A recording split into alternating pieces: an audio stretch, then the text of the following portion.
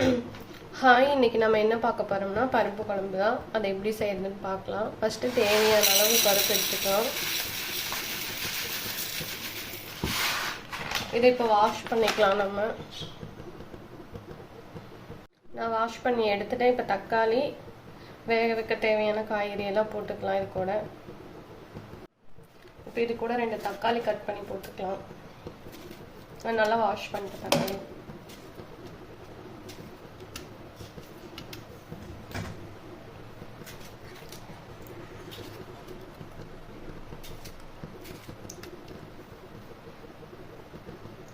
அப்புறம் கேரட் ஒன்று எடுத்து நான் கட் பண்ணி போட்டுக்கிறேன்.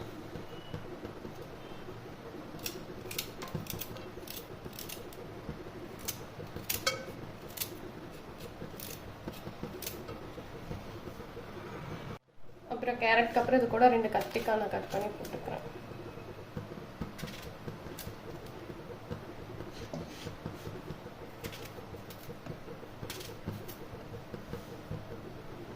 இது கூட கொஞ்சம் பெருங்காயத்தூள், கொஞ்சம் மஞ்சத்தூள்,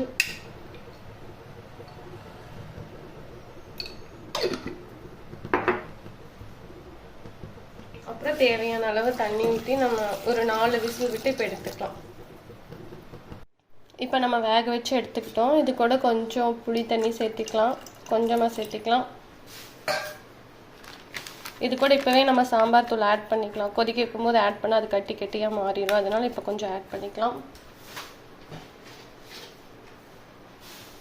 கொஞ்சோண்டு உப்பு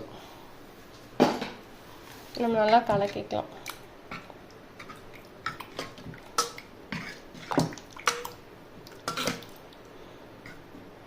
இதை எடுத்து ஓரமாக வச்சுட்டு நம்ம தாளித்து விட்டுக்கலாம். இப்போ நம்ம தாளித்து விட்டுக்கலாம்.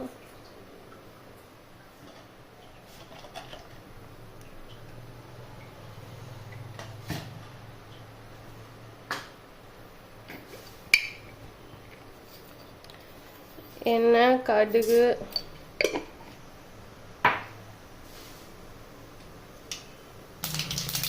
பொரிஞ்சது வெங்காயம் போட்டுக்கலாம். கருவேப்பிலை போட்டுக்கலாம்.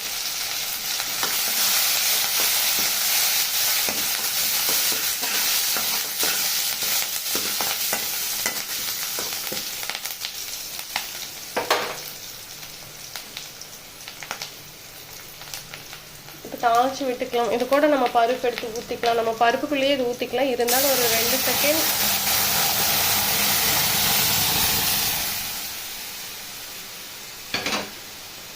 நம்ம நல்லா மிக்ஸ் பண்ணிக்கலாம். ஒரு 2 செகண்ட்க்கு அப்புறம் ஆஃப் பண்ணி நம்ம மாற்றிக்கலாம்.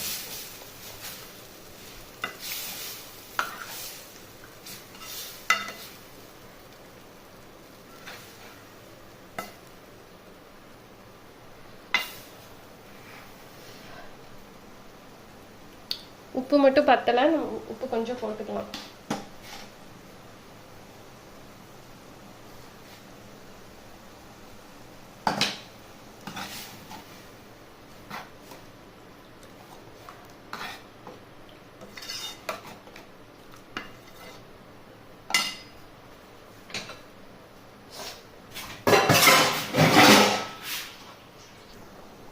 இப்போ ரெடி ஆயிடுச்சு. நம்ம ஆஃப் பண்ணி வேறு இதுக்கு மாற்றிக்கலாம். ரொம்ப சிம்பிள் தான். இப்போ நான் வேறு எதுக்கு மாற்றிக்கிட்டேன். நீங்களும் ட்ரை பண்ணி பாருங்கள். மறக்காமல் சேனலை சப்ஸ்கிரைப் பண்ணி பாருங்கள். தேங்க்யூ.